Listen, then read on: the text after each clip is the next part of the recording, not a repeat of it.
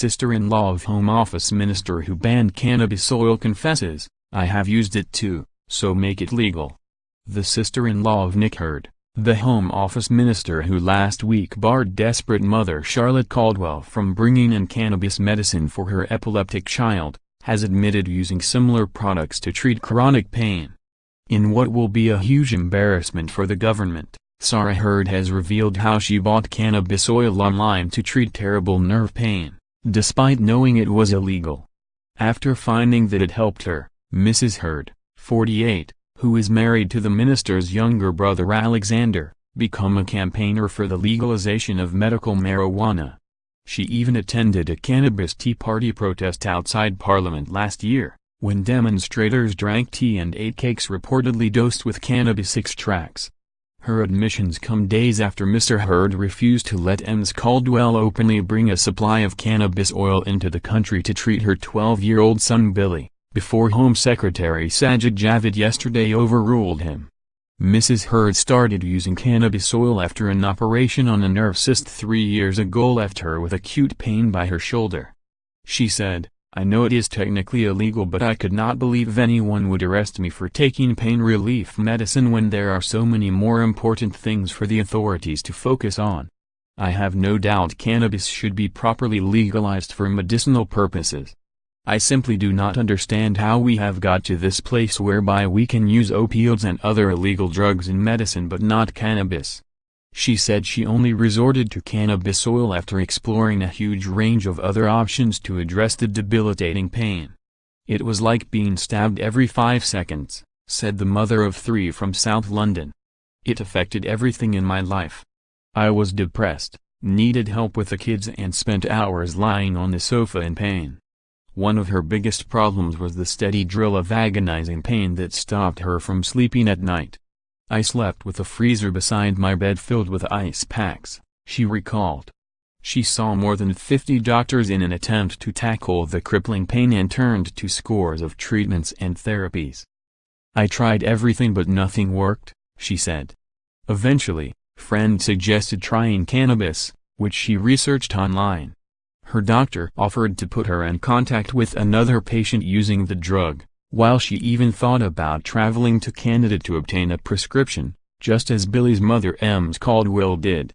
However, she finally found it online from a British supplier. She used a version of cannabis oil, taken orally, containing mostly cannabidiol, CBD, and 2% tetrahydrocannabinol, THC.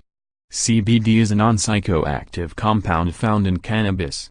THC is the main psychoactive compound in the drug, which makes cannabis a controlled substance under UK law. Cannabis oils and creams are legal if they contain less than 0.3% THC, but not if they contain more than that, despite growing evidence of therapeutic effects in a number of conditions determined by differing ratios. Mrs. Hurd, who works as a part-time headhunter, said of the oil she took, "It did not stop my pain but ensured I could get to sleep, and this enabled me to function again. It was a relief after I tried so many different things. It also calmed me and helped lift my mood a little. The key with cannabis oil is I didn't feel horrendous all day, as I did when I took sleeping pills, and I didn't feel dreadful side effects like I did with all the other medicines I tried." She took it with her on a trip to the United States to help her sleep, a decision she admitted had made her nervous. But she argued its legality was of little consequence when trying to keep going for the sake of her family. Ironically, the same product was tested on Billy Caldwell when doctors in Los Angeles first began trialing cannabis treatments on him, before they found a more effective medication for his type of intractable epilepsy. The product prescribed for him in Canada also has a 50-to-1 ratio of CBD to THC. Mrs. Hurd stopped using the product after her pain began to subside earlier this year, but her experiences led her to campaign for reform of the law, promoting the cause on social media and among friends. "Everyone in my world at work and in my family, at least on my side, knew that I was taking this," she said. "My pain management doctors told me some of their patients even travel to Amsterdam to obtain cannabis oils." She declined to say if she had discussed the issue with Nick Hurd. So many other medicines contain illegal drugs that the ban on these treatments makes no sense, she added. Q. What is cannabis oil? A. Derived from the cannabis plant, the oil usually contains two active compounds, cannabidiol, CBD, and tetrahydrocannabinol, THC. A typical ratio of CBD to THC is 50:1, that is 2% THC. Q. What's it used for? A. In a medicinal capacity, it is claimed to have therapeutic properties for treating a variety of conditions including certain types of severe epilepsy, multiple sclerosis and chronic pain. Q. Is it legal? A. That depends on the THC content. Anything with a THC level over 0.3% is classed as a controlled substance under the Misuse of Drugs Act, and so illegal to possess, make or sell.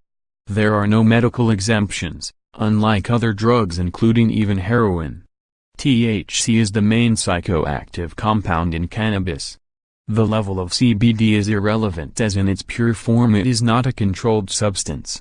Q. Does cannabis oil need THC in it to have a therapeutic effect? A good question, but there's no clear answer right now. Most research efforts are looking at the beneficial effects of CBD, not THC. In epilepsy, an anti-epileptic called Epidiolex, containing less than 0.1% THC, has shown success in clinical trials. Q. Will cannabis oil with THC be prescribed in the UK in the future? A. Not until there is official trial evidence that oil containing THC has medical